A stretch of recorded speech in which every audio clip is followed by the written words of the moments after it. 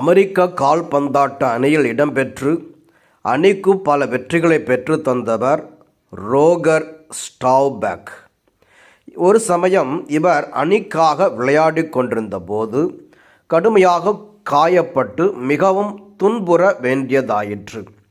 அப்போது இவரை சந்தித்த செய்தியாளர் ஒருவர் இவரிடம், நாட்டிற்காக விளையாடி இப்படி காயப்பட்டு துன்புறுகிறீர்களே, இதை நீங்கள் எப்படி எடுத்துக்கொள்கிறீர்கள் என்றார். கால்பந்தாட்டம் ஆடும்போது காயம் படத்தான் செய்யும். காயம் படாவிட்டால் நான் கால்பந்த வீரனே இல்லை என்று தீர்க்கமாய் சொல்லி முடித்தார் ரோகர் ஸ்டாவ்பேக். மிக பெரிய கால்பந்தாட்ட வீரரான ரோகர் ஸ்டாவ்பேக் நம் ஒவ்வொருவருக்கும் சொல்லும் செய்தி இதுதான். ஒரு நாட்டிற்கு அல்லது ஒரு அரசருக்கு பணிபுரிகின்ற போது துன்பங்கள் வரத்தான் செய்யும். துன்பங்களை சந்திக்கவில்லை என்றால் நாம் அரசருக்கு உண்மையாய் பணிபுரியவில்லை என்று பொருள். தவக்காலத்தின் 2ஆம் ஞாயிறான இன்று நாம் வாசிக்க கேட்ட இறைவார்த்தை அரசருக்கெல்லாம் அரசரான இயேசுவின் துன்பத்தில் பங்கு கொள்ள வேண்டும் என்ற சிந்தனையை தருகின்றது. இன்று பலரும் தங்களுக்கென ஒரு பாதுகாப்பு வளையத்தை உருவாக்கி கொண்டு அதற்குள்ளாகவே சொகுசாக வாழ பழகி கொண்டார்கள். ஒருவேளை பாதுகாப்பு வளையத்தை விட்டு கம்ஃபர்ட் ஜோன் அதை விட்டு வெளியே வர நேர்ந்தால் துன்புற நேரிட முடியுமோ என்று அவர்கள் கூண்டு கிளியாய் அதனுள் சிக்கிக்கொண்டு தவிக்கின்றார்கள். கடவுளின் மக்கள் அல்லது அவரது அடியார்கள் பாதுகாப்பு வளையத்திற்குள் வாழ அழைக்கப்பட்டவர்கள் அல்ல. மாறாக பாதுகாப்பு வளையத்தை விட்டு வெளியே வரவும் கடவுளுக்கு தங்களை அர்ப்பணித்து வாழவும் அழைக்கப்படுகின்றார்கள்.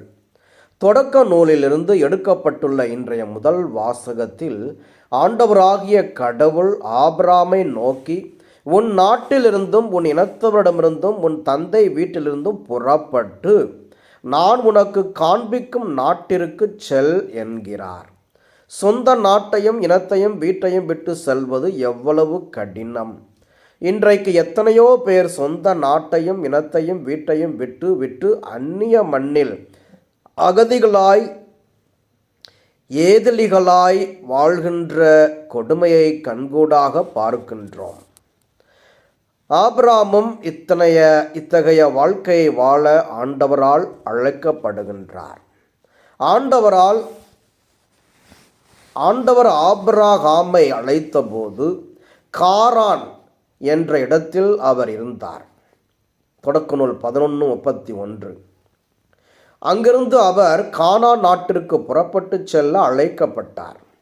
ஆண்டவர் இவ்வாறு சொன்னதற்கு ஆபிரகாம் அப்படியே கீழ்ப்படிந்து கானான் நாட்டிற்கு நம்பிக்கையோடு புறப்பட்டு செல்கின்றார். எபிரேயர் 11:8. இதனால் ஆண்டவர் கூறியது போன்று ஆபிரகாம் பெரிய இனமாகி எல்லாருக்கும் தந்தை ஆகின்றார், ஆசி பெறுகின்றார், ஆபிரகாம் என்ற சிறப்பு பெயரை பெறுகின்றார். இத்தகைய ஆசிகளெல்லாம் ஆபிரகாம் ஆண்டவருக்கு கீழ்ப்படிந்து அவர் காட்டிய நாட்டிற்கு புறப்பட்டு சென்றதால்தான். துன்பத்தில் பங்குகள். உறவினர்களிலும் சரி நண்பர்களிலும் சரி நமது இன்பத்தில் பங்கு கொள்ள பலரும் முன் வருவதுண்டு. இவர்கள் நமது துன்பத்தில் பங்கு கொள்ள முன் வருவார்களா என்பது மிக பெரிய கேள்விக்குறி. கடவுளின் வார்த்தையை பிறவினத்தாருக்கு அறிவித்து அவர் பொருட்டு சிறையில் தண்டனையை அனுபவித்து கொண்டிருந்தார் பவுல். அப்படிப்பட்டவர் எபேசு சபையில் ஆயராக இருந்த தீமோத்தேயுவிடம் கடவுளின் வல்லமைக்கேற்ப நற்செய்தியின் பொருட்டு துன்பத்தில் என்னுடன் பங்குகள் என்கிறார். பவுல் தீமோத்தேயுவிடம் இவ்வாறு கூறுவதற்கு ஒரு காரணம் இருந்தது. தொடக்க காலகட்டத்தில் எபேசு சபையில் ஏற்பட்ட அத்துமீறல்கள் துன்புறுத்தல்கள் யாவற்றையும் என பார்த்துவிட்டு தீமோத்தேயு அச்சத்தோடு இருந்தார். இதனாலேயே பவுல் அவரிடம், கடவுள் நமக்கு கோழை உள்ளத்தினை அல்ல வல்லமையும் அன்பும் கட்டுப்பாடும் கொண்ட உள்ளத்தினையே வழங்கியுள்ளார். 2 தீமோத்தேயு 1:7 என்று சொல்லிவிட்டு நற்செய்தியின் பொருட்டு துன்பத்தில் என்னோடு பங்குகொள் என்கிறார். தீமோத்தேயு என்று இல்லை, நாம் ஒவ்வொருவரும் துன்பத்தில் ஏன் பங்கு கொள்ள வேண்டும் என்பதற்கான காரணத்தை பவுல் சுட்டி காட்ட தவறவில்லை. கடவுள் நம்மை கிறிஸ்து வழியாக மீட்டுள்ளார். அதனாலேயே நாம் துன்பத்தில் அவரோடு பங்கு கொள்ள வேண்டும். அப்படி நாம் துன்பத்தில் பங்கு கொள்ளவில்லை என்றால் நாம் கிறிஸ்துவின் பணியாளர்களே அல்ல. செவி சாயுங்கள். கடவுள் நம்மை கிறிஸ்து வழியாக மீட்டார் எனில் அவர் நம்மை எப்படி மீட்டார் என்பதை இன்றைய நற்செய்தி வாசகம் தெளிவுபடுத்துகின்றது. இயேசு தம் சாவை முதன்முறை அறிவித்த போது அவரது சீடர்களால் அதை ஏற்றுக்கொள்ள முடியவில்லை. மெசியா எதற்கு துன்புற வேண்டும்? மெசியாவாம் இயேசு துன்புற்று இறக்கப் போகிறார் என்றால் அவர் மெசியா இல்லையா என்றெல்லாம் நினைத்து சீடர்கள் குழம்பி போயிருந்தார்கள். அவர்களுக்கு தாம் யார் என்பதை விளக்கும் பொருட்டு இயேசு அவர்களில் 3 அழைத்து கொண்டு மலைக்கு சென்று அவர்கள் முன்னே தோற்ற மாற்றம் அடைகின்றார். இயேசுவின் தோற்ற மாற்ற நிகழ்வில் திருச்சட்டத்தின் அடையாளமாக மோசேயும் இறைவார்த்தையின் அடையாளமான இறைவாக்கினர் எலியாவும் தோன்றி எருசலேமில் இயேசு படவிருந்த பாடுகளை பற்றி பேசுகின்றார்கள். லூக்கா 9:31. அப்போது மேகத்திலிருந்து ஒலிக்கும் குரல், என் அன்பார்ந்த மைந்தன் இவரே, இவர் பொருட்டு நான் பூரிப்படைகிறேன், இவருக்கு செவி சாயுங்கள் என்கிறது.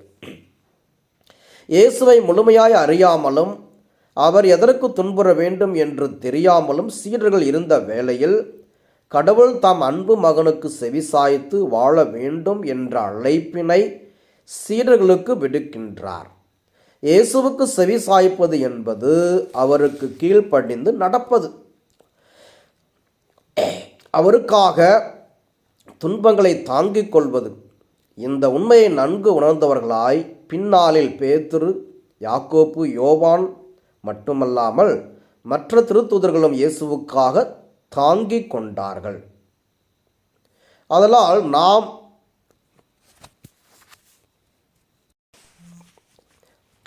நாம் ஆபிரகாமை போன்று திருத்தூதர்களை போன்று நாமும் கடவுளின் திருவுளம் நிறைவேற துன்புற தயாராக வேண்டும். ஏனெனில் துன்பத்தின் வழியாகவே பேரின்ப வீடாம் விண்ணகத்தை அடைய முடியும். கிறிஸ்துவும் உங்களுக்காக துன்புற்று ஒரு முன்மாதிரியை எடுத்து வைத்துள்ளார். எனவே நீங்கள் அவருடைய அடிச்சுவடுகளை பின்பற்றுங்கள். 1 பேதுரு 2:21.